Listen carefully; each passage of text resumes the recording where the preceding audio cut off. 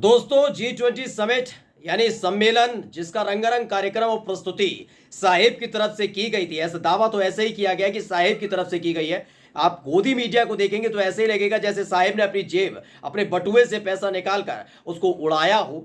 खैर, ये सरकारी खजाने यानी आपके और हमारे पैसे थे जिसको खर्च किया गया।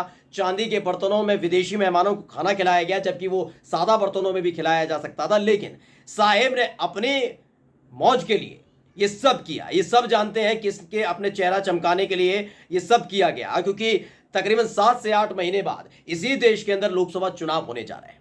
लेकिन सबसे हैरत वाली बात यह होगी कि जो काम सस्ते दामों पर हो सकता था उसके लिए दोनों हाथों से पैसा लुटाया गया है।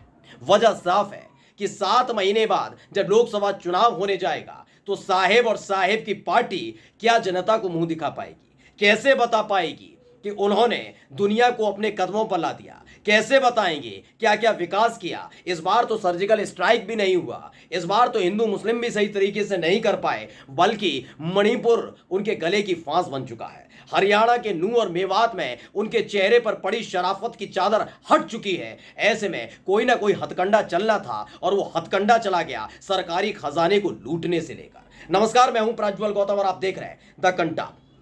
आपने देखा होगा G20 समिट को लेकर पहले से ही तैयारियां बहुत जोरों पर चल रही थी। इससे पहले कई देशों में ये G20 समिट हो चुका है। ब्राजील में होगा अगले साल, उससे पहले इंडोनेशिया में हो चुका है, तमाम जगह हो चुका है। ये अलग अलग जगह अलग अलग तरीके से होता रहा है। सबके बजट बहुत कम कम रहे, हमारा भी बजट बहुत कम था। ऐसा नहीं है कि G20 समिट के लिए आपको हजारों करोड़ों रुपए लुटा देने होंगे तभी, क्योंकि आप जिस देश में रहते हैं उस देश की प्राथमिकता को पहले देखते हैं। अपने देश की ताकत को जबरदस्ती दिखाने से बेहतर यह होता है कि आप अपने आम आदमी को मजबूत करें। यह हर देश करता है। जितने भी G20 में शामिल देश हैं, इन 20 देश हैं, उन सभी देशों की हालत यही है। अब जो मैं आपके सामने खबर रखने जा रहा हूं, शायद आप भौचक्के रह जाओ, और मैं हाथ जोड़कर माफी चाहूंगा कि शायद जो अंधभक्त इस वीडियो को देख रहे हैं वो अभी इसी वक्त इस वीडियो को देखना छोड़ दें, क्योंकि इसके आगे जो पोल खुलने वाली है उसके बाद चेहरा दिखाने के लिए न वो अंधभक्त कहीं बचेंगे, न कमल छाप वाचाल प्रवक्ता बचेंगे, न कमल छाप पार्टी के नेता प्रवक्ता सांसद और विधायक कहीं बचेंगे। क्योंकि सवाल जो पहले भी कई बार उठते रहे हैं, सम्मेलन, प्रोग्राम, योजना के नाम पर घोटाले की बात कैग तक अपनी रिपोर्ट दे चुकी है। ऐसा ही खेल G20 सम्मेलन के दौरान किया गया है। दरअसल 2 खबर छपी है। सबसे पहले हम आपको खबर दिखाने जा रहे हैं द इंडियन एक्सप्रेस की।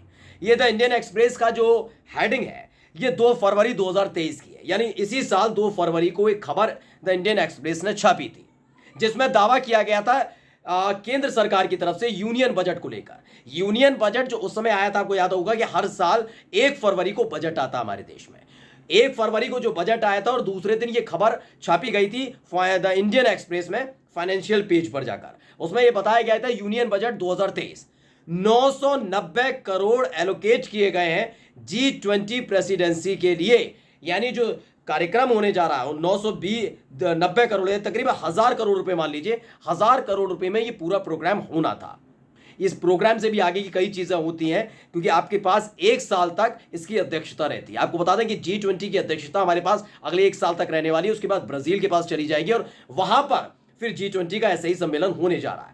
यानी ब्राजील में अब इस तरह का एक सम्मेलन होगा, लेकिन उससे पहले हमारे यहां हुआ है, क्योंकि हम फिलहाल G20 की प्रेसिडेंसी यानी उसकी अध्यक्षता हमारा देश कर रहा है। मोदी जी नहीं कर रहे हैं, हमारा देश कर रहा है। अगर हमारे देश के प्रधानमंत्री अगर मनमोहन सिंह जी भी होते या कोई और भी होता तो वही उसकी अध्यक्षता कर रहे होते। इस बात को समझना सबसे ज्यादा जरूरी हो जाता है दोस्तों, क्योंकि लगातार आपके सामने यही बात पहुंचाने की कोशिश की जा रही होगी कि जो सारा का सारी बातें हैं वो खेल सिर्फ प्रधानमंत्री नरेंद्र मोदी जी के इर्द गिर्द घूमता हुआ नजर आ रहा है। लेकिन इसका दूसरा पक्ष जान लेना बहुत ज्यादा जरूरी है।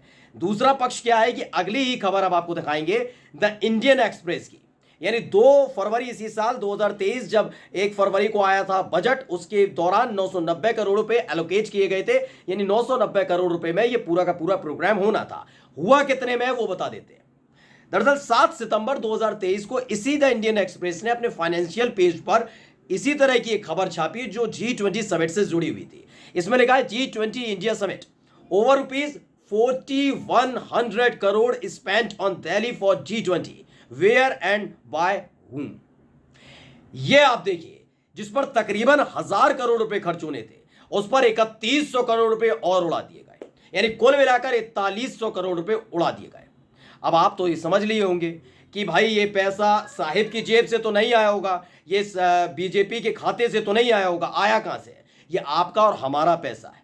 ये बार बार चीख देते हैं ना, चिल्लाने लगते हैं, प्याज के दाम कम नहीं हो सकते, पेट्रोल के दाम पर सब्सिडी ज्यादा नहीं दी जा सकती, टमाटर के दाम हम कम नहीं कर सकते, महंगाई आसमान छूती है उस पर दूसरे देशों का की वजह से है। ये तमाम जो रूना रोते हैं ना, सब्सिडी नहीं दे सकते। सब्सिडी इसलिए नहीं दे सकते या फिर इस तरह से राहत इसलिए नहीं दे सकते क्योंकि साहिब को अपने शौक पूरे करने हैं। अब आप कहेंगे शौक कौन से? शौक इतिहास रचने के। साहिब को पहले इतिहास रचने का शौक चढ़ा था 2016 में, याद होगा। नोटबंदी के नाम पर पूरे देश को लाइन में लगा दिया था। लोग कह रहे थे नहीं हम तो लाइन में लग जाएंगे, लेकिन घोटाला, भ्रष्टाचार, आतंकवाद को सह नहीं पाएंगे। आप जानते हैं उस नोटबंदी के बाद नए नोट छापने में हजारों करोड़ रुपए हमारे और आपके फूंक दिए गए। साहिब का कुछ नहीं गया। वो तो कहते हैं ना झूला उठाकर हम चल देंगे, तो वो तब भी तैयार थे। 6 साल बाद उन्हें याद आया 2000 के नए नोट जारी करने से घोटाले रुके नहीं बल्कि बढ़ गए हैं, भ्रष्टाचार कम नहीं हुआ बल्कि बढ़ गया है, आतंकवाद का कोई मामला खत्म नहीं हो रहा है। तो एक और ऐतिहासिक फैसला लिया कि 2000 के नोटों को बंद कर दिया जाए। यानी आपके और हमारे हजारों करोड़ रुपए जो उसकी छपाई और उसके वितरण पर खर्च हुए थे वो लुट चुके थे। जीएसटी लाए, उसके बारे में खुद जानकारी नहीं थी। जब कांग्रेस ला रही थी तो रो रहे थे, तड़प रहे थे। उसमें तमाम तरह के संशोधन करके जीएसटी लिया है। कई जगह जगह अलग अलग जगहों के नाम बदल देना, जो नेहरू परिवार, नेहरू जी के ऊपर, गांधी के ऊपर अगर कोई नाम है किसी स्टेडियम का, किसी जगह का, तो उसे बदल देना। लेकिन अपने नाम से बने हुए स्टेडियम पर इतराना, गर्व करना, ये इनका काम है। अब इन्होंने नया इतिहास रचने का सोचा है। इंडिया को भारत बनाना चाहते हैं क्योंकि विपक्षी मोर्चे का नाम इंडिया है। अब भारत बनाने में उसे कितने करोड़ों रुपए खर्च होगा, इसी तरह सोचकर उसी के बाद इस पर समर्थन करिएगा। क्या इंडिया को भारत कर देने से आपके जीवन में कोई बड़ा बदलाव होगा? क्योंकि 4100 करोड़ रुपए पहले ही आपको आपके साहिब ने लुटा दिए। क्यों? क्योंकि मेहमान नवाजी करनी थी। जनता को अपने विदेशों में नहीं, अपनी देश की जनता को बताना था कि देखिए मैंने कितने राष्ट्रीय अध्यक्ष को बुला लिया, कितने बड़े बड़े शक्तिशाली देशों के राष्ट्रीय अध्यक्ष मेरे दोस्त हुआ करते हैं। सोचिए मैं प्रधानमंत्री रहा तो इस देश का कितना कल्याण कर दूंगा। यानी कि पूरा का पूरा गेम अपने फेम का था, और यही एक वजह है कि लोकसभा चुनाव से पहले वो खेल खेला गया। G20 समिट को पूरी तरीके से इलेक्शन कैंपेन में तब्दील करने की कोशिश हुई है। जो लोग दिल्ली किसी वजह से नहीं जा पाए दोस्तों, तो तमाम सोशल मीडिया पर चल रही खबरों के माध्यम से आप पोस्टर्स को देख सकते हैं। कहीं भी किसी कैबिनेट मंत्री की तस्वीर नहीं लगी है, हर तरफ सिर्फ प्रधानमंत्री मोदी की तस्वीर लगी है। और क्योंकि ये सारा खेल इलेक्शन को लेकर था, जिन पर हमारे और आपके 4100 करोड़ रुपए लुटा दिए गए। नमस्कार।